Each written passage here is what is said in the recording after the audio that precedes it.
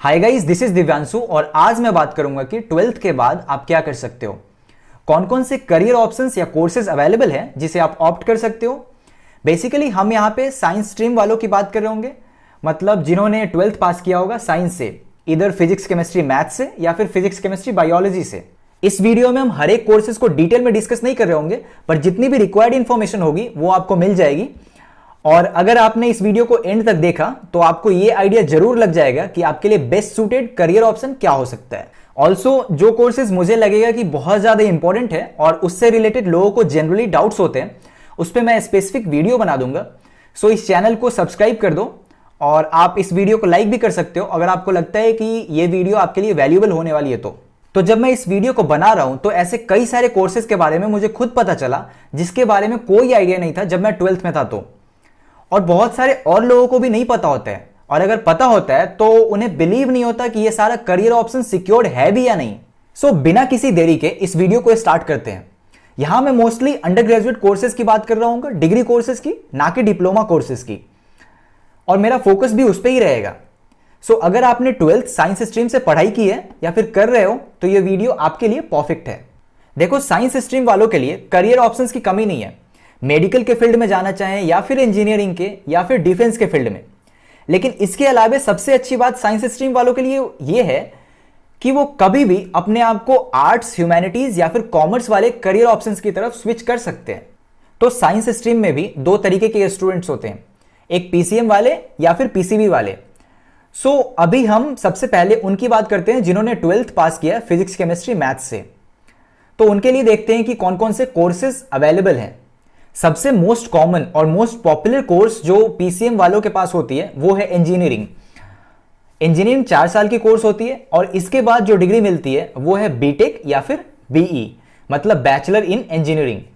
सो बहुत सारे कोर्सेज आपको बीटेक की डिग्री देते हैं और कुछ कोर्सेज आपको बीई की डिग्री भी देते हैं। सो वैल्यू वाइज और डेजिग्नेशन वाइज दोनों सेम चीज है। अब इस कोर्स में एडमिशन के लिए आपको जेई एग्जाम देनी पड़ती है या फिर बहुत सारे कॉलेजेस की अपनी एंट्रेंस एग्जाम भी होती है। सो इंजीनियरिंग की अलग अलग ब्रांचेज है, जैसे computer science engineering, electronics engineering, mechanical, aerospace engineering and so on. So आप अपने प्रेफरेंस के अकॉर्डिंग कोई एक ब्रांच चूज कर सकते हो। फर्दर मुझे ज्यादा बताने की जरूरत नहीं, इस कोर्स के बारे में बहुत पॉपुलर है और ज्यादातर लोगों को इसके बारे में आइडिया ऑलरेडी है। अगला जो करियर ऑप्शन है पीसीएम वालों के लिए वो है B Arch, bachelor of architecture. So B Arch को करने के बाद अगर आप किसी ऑर्गेनाइजेशन में जॉब करना चाहते हो तो अलग अलग पोजीशंस की जॉब होगी, जैसे आर्किटेक्चरल इंजीनियर की, बिल्डिंग रिसर्चर की, हिस्टोरियन की, इंटीरियर डिजाइनर की एंड सो ऑन। आर्किटेक्चर की बहुत स्कोप है हमारे देश में भी और बाहर भी। बेसिकली आप क्रिएटिविटी की बात करो या फिर प्रैक्टिकलिटी की तो this is the course to go with. इस कोर्स में एडमिशन के लिए आपको जेईई मेंस का पेपर 2 देना होता है या फिर नाटा दे सकते हो। नाटा मतलब national aptitude test in architecture. B Arch के बाद आप मास्टर ऑफ आर्किटेक्चर भी कर सकते हो किसी एक पर्टिकुलर फील्ड में स्पेशलाइजेशन के लिए, जैसे हाउसिंग के फील्ड में या फिर इन्वायरमेंटल प्लानिंग के फील्ड में एंड सो ऑन।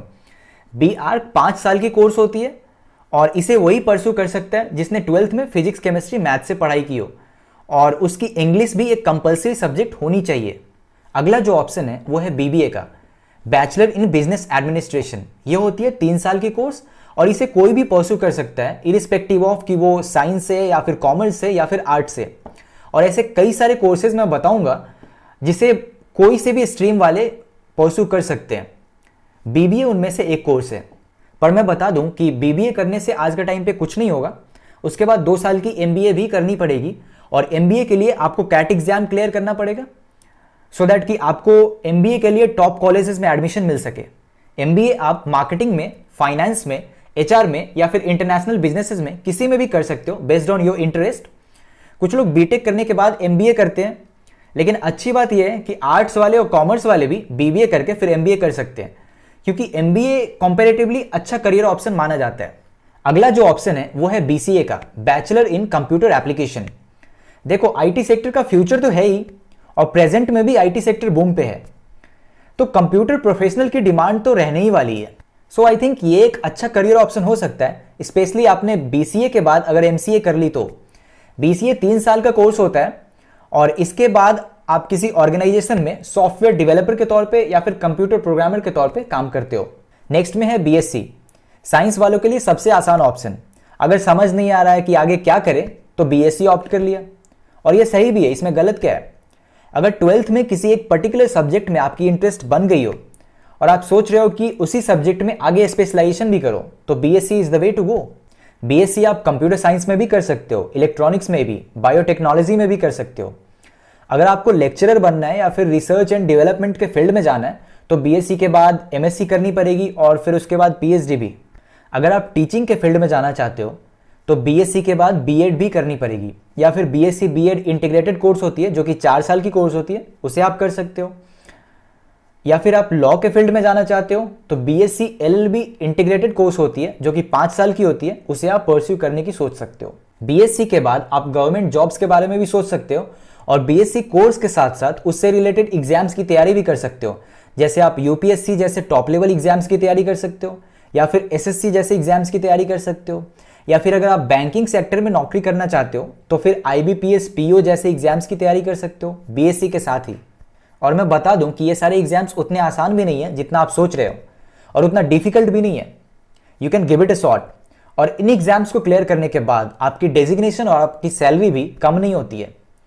सो आपने देखा कि बीएससी जैसे एक जनरल डिग्री को करने के बाद भी आपके पास करियर ऑप्शंस की कमी नहीं है, बस आपको पढ़ाई करते रहने की जरूरत है।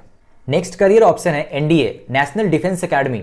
एनडीए से रिलेटेड मैंने एक कंप्लीट वीडियो बना रखी है जिसमें डिस्कशन किया है एनडीए एग्जाम के बारे में, ट्रेनिंग के बारे में, जॉब प्रोफाइल्स के बारे में, सैलरीज के बारे में कंप्लीट डिस्कशन किया है।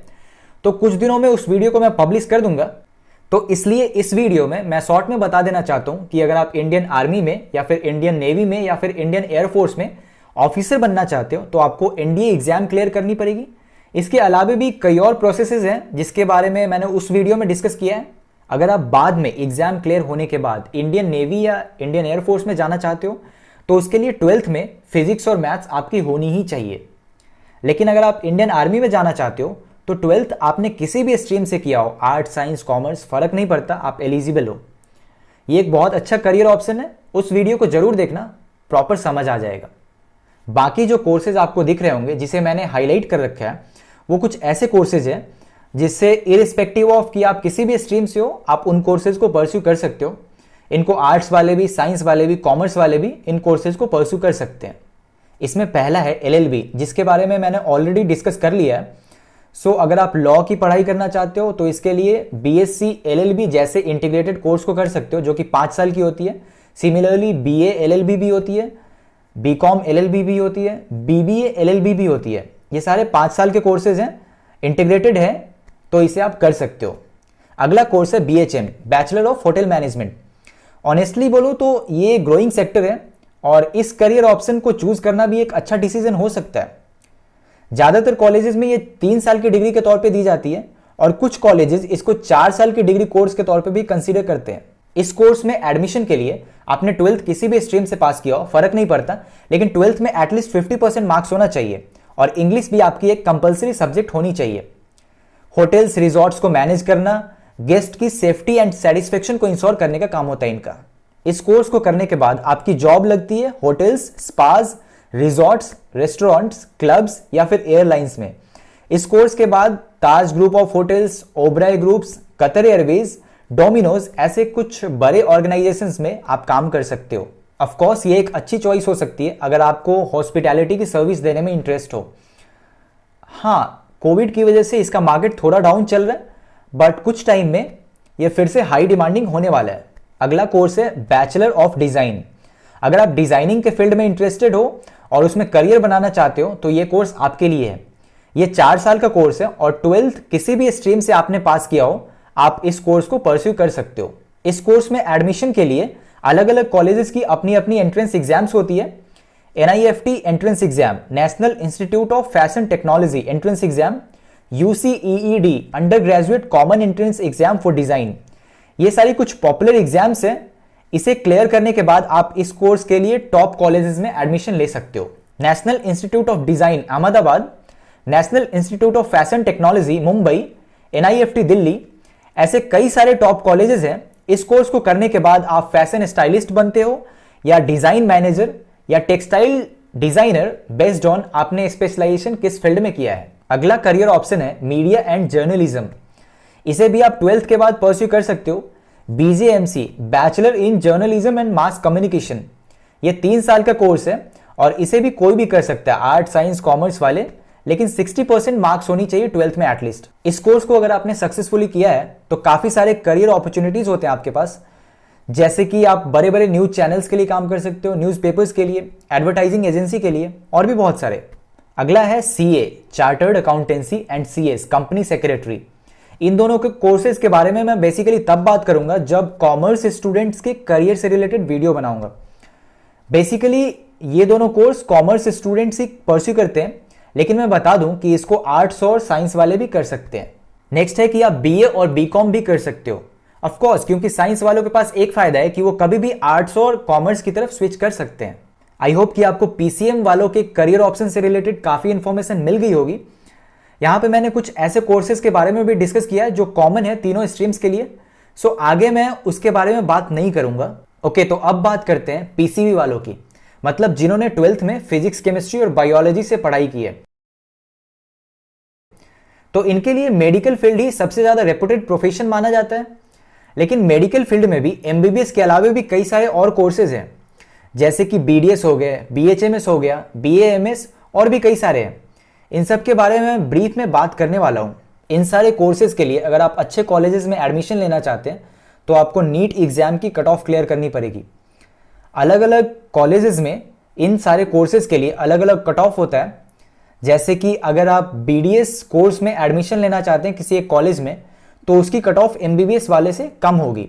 सिमिलरली BHMS कोर्स में अगर आप एडमिशन लेना चाहते हैं तो उसकी कट ऑफ BDS कोर्स से कम होगी। और मैं बता दूं कि नीट एक काफ़ी ज़्यादा कॉम्पिटिटिव एग्जाम है, क्योंकि हर कोई जिसने 12th में बायोलॉजी से पढ़ाई किया होता है वो एक बार नीट एग्जाम का फॉर्म भरता ही है। इसलिए काफ़ी ज़्यादा कॉम्पिटिटिव एग्जाम है और काफ़ी सैचुरेटेड भी है, क्योंकि हर कोई इसे देता ही देता है। कुछ यूनिवर्सिटीज़ एडमिशन के लिए अपना खुद का एग्जाम कंडक्ट करवाती है, जैसे कि जिपमर और एम्स भी। सो इन टोटल 3-4 एग्जाम्स होते हैं, नीट, जिपमर, एम्स, ये सारे होते हैं अच्छे कॉलेजेस में इन सारे कोर्सेज के लिए एडमिशन लेने के लिए। देखो यार, हेल्थ केयर इंडस्ट्री काफ़ी बड़ी है और यहाँ पे जॉब्स की डिमांड तो है ही हर एक फील्ड में। अब बेस्ड ऑन कि आपने मेडिकल फील्ड के कौन से कोर्स को परस्यू किया है और कितनी अच्छी पकड़ है आपकी उस फील्ड में, उस सब्जेक्ट पे, बेस्ड ऑन दैट आप अपना कुछ वेंचर स्टार्ट कर सकते हो, या गवर्नमेंट जॉब्स के लिए जा सकते हो, या कोई प्राइवेट हेल्थ फर्म ज्वाइन कर सकते हो। अगर आप अच्छी पढ़ाई करोगे यहाँ पे तो लोगों को आपके सर्विस की जरूरत होगी और आप सक्सेसफुल भी बनोगे। So don't worry for that. अब मेडिकल कोर्सेज की बात करें तो सबसे पहला और सबसे पॉपुलर कोर्स है MBBS। ये 5.5 साल की कोर्स है और जिसमें से कि 4.5 साल तो पढ़ाई और 1 साल इंटर्नशिप के लिए दी जाती है। और इसके बाद आप करते हो MD, डॉक्टर ऑफ मेडिसिन, अगर आप एक क्वालिफाइड फिजिशियन बनना चाहते हो तो, या फिर आप करते हो MS, मास्टर ऑफ सर्जरी, अगर आप एक सर्जन बनना चाहते हो तो। सो इन टोटल 8.5 साल की मेडिकल रिलेटेड एजुकेशन के बाद आप एक क्वालिफाइड डॉक्टर बनते हो। बाकी ज्यादा मुझे कुछ बताने की जरूरत है नहीं इसके बारे में, क्योंकि बहुत ही पॉपुलर कोर्स है और ज्यादातर लोगों को इसके बारे में ऑलरेडी पता है। अगला है BDS, bachelor of dental surgery. ये भी 4 साल की कोर्स है और जैसा कि मैंने अभी बताया कि इन सारे कोर्सेज के लिए अगर आप अच्छे कॉलेजेस में एडमिशन चाहते हो तो आपको नीट एग्जाम की कट ऑफ क्लियर करनी पड़ेगी, नीट एग्जाम के थ्रू ही जाना पड़ेगा। नेक्स्ट है BHMS, bachelor of homeopathic medicine and surgery. ये है 5.5 साल की कोर्स। सिमिलरली अगला है BAMS, bachelor of Ayurvedic medicine and surgery. ये भी 5.5 साल की कोर्स है। अगला कोर्स है B pharma, bachelor of pharmacy. ये 4 साल की कोर्स है और इस कोर्स के लिए बहुत सारे कॉलेजेस में आपको एडमिशन मिल सकती है अगर आपकी 12th में मिनिमम 50% मार्क्स है तो। नेक्स्ट है BPT, बैचलर ऑफ फिजियोथेरेपी। ये 4 साल की कोर्स है और इस कोर्स में एडमिशन के लिए भी एंट्रेंस एग्जाम्स होते हैं, लेकिन बहुत सारे कॉलेजेस ऐसे भी है जो आपको एडमिशन ले लेते हैं अगर 12th में एटलीस्ट 50% मार्क्स आपके हैं तो। BSc इन नर्सिंग भी आप कर सकते हो। बहुत सारे और पैरामेडिकल कोर्सेज भी हैं जिसके बारे में आप चेक कर सकते हो। अगला कोर्स जो PCB वाले सबसे ज्यादा ऑप्ट करते हैं वो है बायोटेक्नोलॉजी। इस कोर्स के लिए भी अगर आपको अच्छे कॉलेजेस में एडमिशन मिल गई तो एक अच्छा करियर ऑप्शन हो सकता है। तो देखो, ये सारे तो कुछ मेडिकल कोर्सेज थे जिसके थ्रू आपको हेल्थ केयर इंडस्ट्री में जॉब मिल सकता है, लेकिन अगर आप इस इंडस्ट्री के बाहर में जॉब करना चाहते हो तो उसके लिए भी आपके पास काफी अच्छे ऑप्शंस है, जैसे आप हॉस्पिटैलिटी इंडस्ट्री में जा सकते हो, मीडिया इंडस्ट्री में जा सकते हो, या फिर टीचिंग में करियर बनाने के बारे में आप सोच सकते हो। ये जरूरी नहीं है कि अगर आपने 12th में बायोलॉजी ऑप्ट किया है तो आपके पास सिर्फ मेडिकल कोर्सेज ही एक ऑप्शन बच जाते हैं। बेस्ड ऑन कि आपकी इंटरेस्ट क्या है और आप में टैलेंट कितना है, आप मीडिया इंडस्ट्री में भी बहुत सक्सेसफुल हो सकते हो। क्या पता हॉस्पिटैलिटी इंडस्ट्री में आप एक अच्छा खासा नाम बन जाओ, क्या पता टीचिंग में आप बहुत कुछ अच्छा कर जाओ। सो मेडिकल कोर्सेज ही आपके पास सिर्फ एक ऑप्शन नहीं बचता है, आप एक्सपैंड कर सकते हो अपने डोमेन को इफ यू विश टू। ये कॉमन कोर्सेज थे तो इनके बारे में मैंने पहले ही पीसीएम वाले सेक्शन में बात कर ली है। BHM, LLB, media and journalism, BSc, BEd, इन सारे कोर्सेज के बारे में मैंने ऑलरेडी बातें कर ली है। अगर आपने वीडियो पूरा देखा होगा तो आपको सारी चीजों के बारे में प्रॉपर समझ आ गई होगी। ओके गाइस, तो अगर आप साइंस स्ट्रीम वाले हो तो आपके लिए जितने भी अवेलेबल करियर ऑप्शंस है उससे रिलेटेड कंप्लीट डिस्कशन हो चुकी है इस वीडियो में। आई होप कि आपको सब कुछ समझ आ गया हो और अब आप इजीली डिसाइड कर पाओगे कि आपके लिए एक बेस्ट सूटेड करियर ऑप्शन क्या हो सकता है। देखो, 12th के बाद का फेज सबसे ज्यादा इंपॉर्टेंट है, सबसे क्रूशल फेज होता है आपके करियर का, तो एक बेस्ट करियर ऑप्शन चूज करो। So that's it for this video. अगर आपको ये वीडियो अच्छी लगी हो तो वीडियो को लाइक कर दो।